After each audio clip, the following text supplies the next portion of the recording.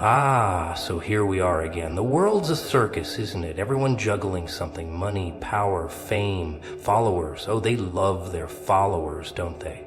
Running in circles, chasing applause, clapping for things that don't even matter.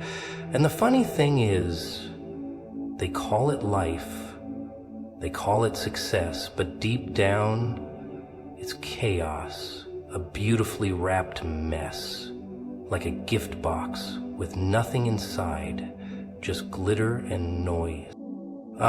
Real alignment, huh? That strange little phenomenon no one talks about, yet everyone's chasing like a dog chasing its own tail. You see, most people think alignment means peace, harmony, a cup of tea on a rainy afternoon with birds chirping and angels humming. No, that's a fairy tale. Real alignment is gritty, it's bloody, it's painful. It's waking up and realizing the world doesn't revolve around your wishes, your deadlines, your comfort zone. It's ripping off the mask that says me first and replacing it with something far more dangerous. Submission to something greater than your fragile. People love to talk about control, don't they? Take control of your life. Be the master of your fate. But what happens when your little plans collapse like a house of cards? What happens when the universe punches you straight in the gut and you're lying there breathless, asking why nothing makes sense anymore? That's when real alignment begins, not in victory, but in collapse. When the mirror shatters and you see what's beneath the surface. Fear, pride, desperation. That's the real you. And that's where you start. You want to know the secret? You're not the main character. You're not the writer of the script. You're not even the director. You're just a shadow playing a role. And unless you learn to surrender that script to something higher, something bigger than your shallow ambitions, you'll keep spiraling. You'll keep wondering why your steps feel heavy, why your path feels cursed, why everything you touch crumbles.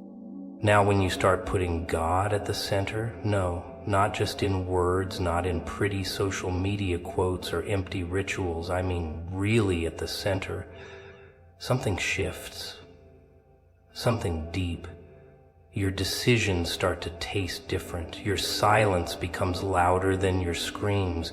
You begin to notice how the noise of the world fades when you listen to something deeper, something that doesn't scream, but whispers. That whisper, that still small voice, it's what alignment sounds like. And it's terrifying, isn't it? To let go of your plans and trust a path you can't see. But oh, how addicted people are to chaos. They'd rather cling to broken pieces than hand it all over. Why? Because ego is a trickster. It tells you that your plan is better, that your timing is superior, that your desires are divine. But ego doesn't build bridges, it burns them. And when everything finally collapses, you'll sit there in the ashes and realize you never had control to begin with. That's when real alignment comes knocking, when you fall so low, the only direction left is up. But you don't rise by grabbing power, you rise by surrendering it. You begin to ask different questions, not what do I want, but what's trying to shape me. Not how can I win, but who am I becoming? And that shift, that inner shift, it's the beginning of everything changing. You start to walk slower, not because you're lazy, but because you're listening. You start to speak less, not because you're weak, but because you're wiser. You don't react, you observe. You don't chase, you attract. Because when you're aligned, you don't need to scream to be heard. The energy around you speaks for itself. The storms may keep raging, but you don't flinch anymore. You've met something more powerful than chaos. And oh, how the world hates someone who walks with purpose. It confuses them. They'll call you detached, cold, arrogant, but deep down they know. They know you've tapped into something they can't touch. Because alignment isn't about doing more. It's about knowing what not to do. It's about choosing stillness in a world addicted to noise. It's about trusting a path even when it's dark. Because you know who's guiding your steps. So the next time life throws another punch, don't fight it blindly. Don't scramble to fix what's falling apart. Step back, ask yourself, was I ever really in alignment? Or was I just dancing with my own delusion? Because alignment starts where your ego ends. And once you reach that place, you'll never crave control again. You'll crave peace. Not the fake kind, but the kind that burns everything falls to the ground just to rebuild something sacred from the ashes. Ah, timing. That twisted little thing everyone pretends to understand. People think timing is just about clocks, calendars, schedules, like life's a perfectly crafted routine. Wake up at 7, grind until 10, retire at 60, die politely in your sleep. But timing, real timing, isn't polite. It's brutal, it's chaotic. It's the silent slap in the face you never see coming. It's missing a train only to find out that crash was meant to save your life. It's getting rejected from something you thought you deserved, only to realize later you were begging for a cage instead of a crown.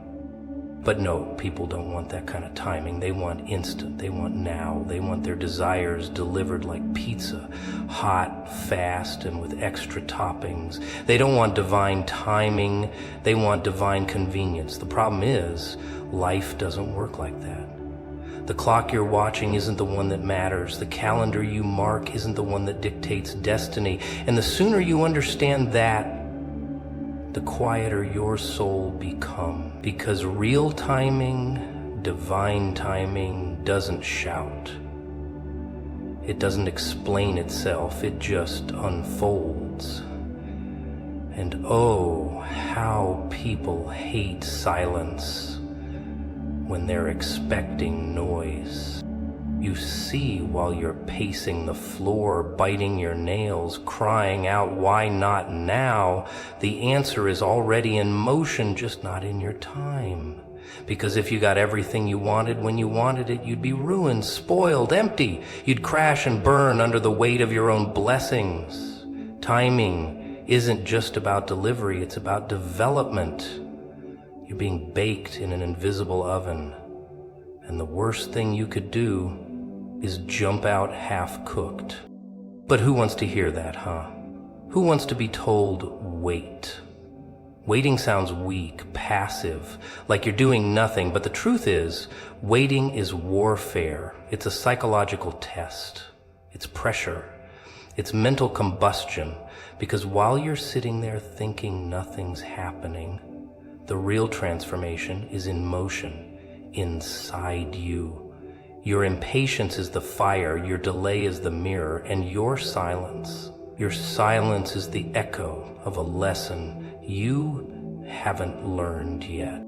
They don't tell you that, do they? They tell you to hustle, to grind, to chase, but sometimes the most powerful move you can make is none at all. To sit, to breathe, to trust. That's what timing teaches, not urgency, but surrender. Not panic, but patience, because when the moment is right, everything shifts. Doors swing open without you knocking. People show up without you chasing. Paths clear without you forcing. That's what divine timing does. It dismantles everything fake and replaces it with something real. But people don't like slow. They equate delay with denial. They think silence means abandonment. So they run, they force. They try to open doors not meant for them and then cry when what's behind it breaks them. Because what you think is a delay is often a disguise. What you call rejection is really redirection. But you need eyes that see deeper than disappointment and ears that hear more than noise. That's the problem. No one wants to wait long enough to hear the whisper. And let me tell you, the whisper is where everything changes. It's where the real answers are buried. But the whisper doesn't speak to the rushed. It doesn't entertain the frantic. It only reveals itself to the one who stays, the one who endures the ache of nothingness long enough to discover meaning in the silence. That's timing. It's not just about when, it's about who you become while you wait. Because let's be honest, you're not really angry about the delay. You're angry because your pride is bruised. You're not frustrated because it's taking too long. You're frustrated because deep down you believe you know better than the one pulling the strings. But you don't. You never did. You're playing checkers while destiny is playing chess. And the longer you resist, the more chaotic your board becomes. So next time you scream, "Why is it taking so long?" ask a better question. What is this teaching me? Because it's not just about what you're waiting for. It's about what you're becoming while you wait. The delay isn't punishment. It's preparation. It's not a pause. It's a setup. You're not late. You're being timed to arrive exactly when you're supposed to, not a second before, not a heartbeat after. Everyone wants signs, little cosmic breadcrumbs to reassure them they're on the right path. Show me a sign. They whisper into the void, hoping the sky will blink, the wind will whistle secrets, the clock will pause and say, "Yes, yes, you're doing great." But signs don't work like that. They don't come when you're relaxed, sipping tea, scrolling through your little dopamine-feeding devices. Signs show up when your back's against the wall, when your breath is heavy and your thoughts feel like a haunted orchestra playing dissonance in your skull. See, people want signs, but they don't want silence. They want confirmation without confrontation. They want divine notifications like a text message from heaven. "Hey, just letting you know everything's fine," but that's not how the universe operates. No, it doesn't whisper to the distracted. It doesn't scream over chaos. It speaks through silence, and most people are too noisy to notice, too addicted to answers, too allergic to ambiguity. You think signs are flashy, don't you? You imagine they come wrapped in neon lights and goosebumps, but sometimes the sign is the door that didn't open, the friend that vanished, the job that slipped through your fingers like sand. Sometimes the sign is the delay, the detour, the rejection letter, soaked in your disappointment. But no one wants to believe that, because that would mean pain has purpose. That would mean discomfort is divine. And that's a hard pill to swallow for a generation that worships comfort like a golden god. But let me tell you something grotesquely beautiful. When life starts to fall apart, when the lights dim and the room gets colder, that's when the signs start dancing. Not the signs you asked for, the signs you needed. The ones that pull you out of your fantasy and drag you into your awakening, but you gotta be paying attention. You gotta stop expecting heaven to sound like a lullaby. Sometimes it sounds like a slap. People keep asking, how do I know it's a sign? Oh, you'll know. Not through logic, not through reason, but through that unsettling little twist in your gut. That cold shiver that climbs up your spine without warning. That moment when everything around you says go, but something inside says no. That's the sign. That resistance, that inner chaos, that discomfort that doesn't come from fear, but from truth knocking on your soul like an unwanted guest. And let me tell you, the signs are rarely convenient. They don't arrive wrapped in comfort. They show up in disguise. Disguised as heartbreak, disguised as betrayal, disguised as endings. But endings are just signs with sharp edges. You bleed when they arrive, but if you stare at the wound long enough, you'll see it's spelling something. A message, a lesson, a shift. But here's the fun part. People don't want signs. They want validation. They don't want direction. They want confirmation of the path they already chose. So when the signs contradict their desires, they call it confusion. They say, I'm lost. No, sweetheart, you're not lost. You're just in denial. Because the sign was there. You just didn't like what it said. You thought the sign would say, keep chasing them, but it said, let them go. You thought it would say, stay comfortable, but it whispered, move into madness. But truth isn't a people pleaser. It doesn't care about your plans. Signs are sacred chaos, divine disruption. They're heaven's way of saying, wake up, while you're still begging to stay asleep. But most people keep missing them because they're too busy looking for what they want instead of what they need. Too busy chasing noise to hear the whisper. Too addicted to motion to see the message in stillness. And here's the thing. If you ignore a sign long enough, it gets louder. That soft nudge becomes a push. That push becomes a fall. And then you're sitting in the ruins of your own stubbornness, wondering how it all collapsed. But it didn't collapse, it evolved. It screamed what you refused to hear, because pain doesn't lie. It may not speak the language of logic, but it screams in truth.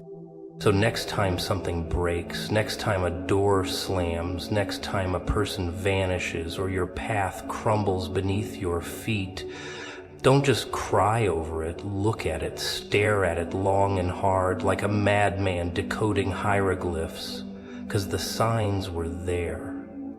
Not in the stars, not in the clouds, but in the chaos, in the cuts, in the quiet agony you tried to numb. That's where the message lives. Not in comfort, but in the crack. You ever notice how people panic when they're left alone with their own thoughts? Like silence is some kind of monster hiding under the bed, waiting to eat them alive. The moment the noise stops, the music fades, the conversations end. Oh, suddenly they're itching, squirming, scrolling their lives away, just to feel something again, just to escape the terrifying sound of their own breath. But here's the twist. The silence isn't the monster, it's the mirror. And mirrors, they don't lie. They reflect the very thing you try to run from. Yourself. Now imagine this. What if the distractions weren't random? What if they were planted? Little traps, dressed up in glitter and dopamine, notifications, temptations, comparisons, all carefully designed to keep you from hearing the only voice that matters, not the voice of the crowd, not the voice of your fears, but the one that comes when everything else shuts up. That whisper, you know the one. It creeps in when your world slows down, and it never screams. It whispers. Only the brave ones ever hear it. But most people, they're not brave. No, they're busy. Busy chasing what doesn't matter. Busy fixing things that were never broken. Busy decorating cages and calling it freedom. Distraction becomes the drug. And silence becomes withdrawal. They can't function without noise anymore. It's pathetic and funny. A bit tragic too. They think the world's against them, when really it's trying to strip away the distractions one by one until there's nothing left but truth. See, when heaven calls for silence, it doesn't send a polite invitation. It removes. That's how it works. One by one, the distractions start to vanish. The people you depended on, gone. The plans you held so tightly, shattered. The opportunities you thought were yours, poof. And you sit there in a room full of nothing, wondering why everything is falling apart. But it's not falling apart. It's being rearranged, not for your comfort, but for your clarity. You thought those people were your tribe? No, they were noise. You thought that job was your purpose? No, it was your prison. You thought that relationship was divine? No, it was your delay. But you were too distracted to see it, too entertained by chaos to recognize the change you were dancing in. So heaven does what you won't. It removes what you won't release. It silences what you keep feeding. It isolates you not to punish you, but to position you. And oh, the irony, when you finally get what you've been praying for, peace, purpose, presence, it doesn't come with applause, it comes with silence. And that silence is louder than any crowd. But most can't handle that. They panic in the stillness. They run from the very answer they asked for because it doesn't look how they imagined. It's not dressed in glory. It's clothed in solitude, and they mistake that solitude for suffering. You think you're being punished when really you're being purified. You think you're being ignored when you're actually being initiated. Because transformation doesn't happen in noise. It happens in stillness. It happens in the dark corners of solitude where distractions are dead and truth comes alive. But you'll only get there if you stop begging for noise again. Stop chasing the chaos you were rescued from. And the funny thing is, most won't get it. They'll look at you sitting in silence, walking alone, disconnected from the world's circus, and they'll call you lost. But you're not lost. You're just no longer hypnotized. You're just finally hearing something they're too scared to listen to, and that makes you dangerous. That makes you awake. That makes you a problem in a world addicted to distraction. So the next time life starts subtracting things from your world, don't scream, observe, don't mourn, reflect. Because heaven doesn't call for silence to punish you. It does it to prepare you. And the more you resist, the longer you delay your own awakening. But if you sit in that silence long enough, you'll hear something that shakes your bones. Not noise, not validation, but something real, something raw, something terrifyingly honest. And once you hear it, you can't unhear it. You ever watch people scramble around chasing love, applause, comfort, success? Like rats in a maze, thinking if they just run fast enough, the cheese will taste better. They wake up every day, eyes bloodshot, heart anxious, soul starving, and they still don't get it. Still don't see it. Because they've been taught to survive off crumbs, off distractions, off whatever little dopamine hit the world throws at them. But the real trick, the real chaos begins when all that noise is stripped away. When there's no phone buzzing, no applause echoing, no hand to hold, no distraction to keep the demons at bay. Just you and your mind, and whatever you've been running from. That's when it begins. The unraveling, the revealing, the raw, unfiltered truth. Now here's the punchline. You're not supposed to drown in that silence. You're supposed to rise in it. But most don't. Most panic. Most claw at the walls of isolation, begging for a distraction, any distraction, even a toxic one, anything to not face themselves, because deep down they know the truth is uglier than the lies they've built. They've polished their masks so well. They forgot what their real face even looks like. And when God starts peeling those masks off, one by one, piece by piece, oh, they scream, they curse, they mourn, not because something was taken from them, but because something real was revealed to them. People talk about blessings like they're gift-wrapped and delivered with a smile, but sometimes the blessing is the absence, the removal, the silence. When God takes away, He's not stealing, He's sculpting, cutting away everything that's been corroding your spirit. The false friendships, the counterfeit dreams, the ego-driven goals. He's not punishing you, He's refining you. But try explaining that to someone who only sees loss as a curse. Try telling that to someone whose happiness depends on what they can hold, who they can impress, how loud their life looks on the outside. See, when you start walking with something higher, deeper, realer, you start losing everything that was keeping you shallow. The fake smiles fade. The shallow conversations feel suffocating. The chase for approval, pointless. The spotlight, too blinding. And suddenly, you're alone. Not because you're broken, but because you're being rebuilt.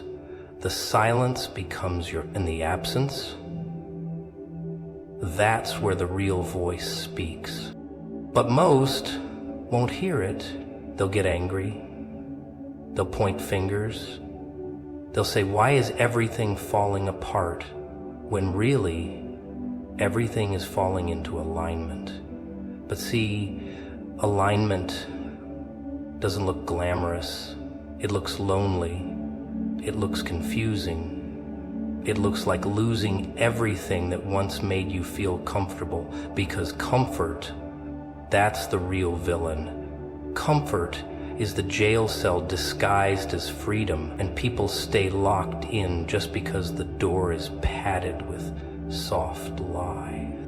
But those who understand, they walk through that discomfort. They sit in that silence. They breathe in that isolation like oxygen, because they know this is where the shift happens. This is where the ego dies.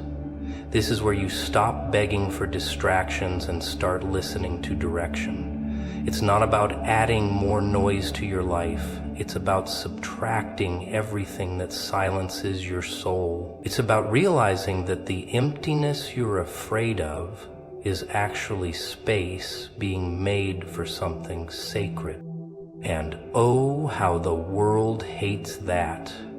Because a person who's walked through silence and survived it, a person who's been stripped of distractions and still stands, a person who can sit in solitude and not go insane, that person is dangerous. That person can't be manipulated. That person can't be controlled by applause or crushed by rejection. That person is no longer hungry for what the world offers. They've tasted something deeper, something eternal, something unshakable. So when you find yourself in that place, when everything's quiet, when everyone's gone, when nothing makes sense, don't rush to fill the void. Don't chase the next thrill. Don't pick up what heaven is trying to put down. Just sit, listen, observe. Because that silence isn't empty, it's pregnant, it's loaded, it's a sacred pause before the storm shifts. It's where you stop being a puppet of the world and start becoming a voice that echoes beyond it. They always tell you, put God first, don't they? Like it's a neat little slogan on a coffee mug or a refrigerator magnet. Sweet, polite, harmless. But what they don't tell you is what happens next. What really happens when you actually dare to do it. When you put God first. Not as a Sunday ritual, not as a pretty caption under your selfie, but for real. Everything around you begins to twist, shift, collapse, rearrange. And oh, it's not pretty at first. No halos, no choir music, just chaos. Glorious, divine chaos. Because you see, the moment you put the divine first, the illusions start to crumble. The fake relationships, poof, gone. The hollow ambitions, exposed. The distractions you thought were your destiny, shattered. You're left standing in a world that suddenly doesn't look like the one you built. Because it wasn't yours to begin with. It was a collage of expectations, of borrowed dreams, stitched together with insecurity and fear. And when God steps in, He starts tearing that collage apart.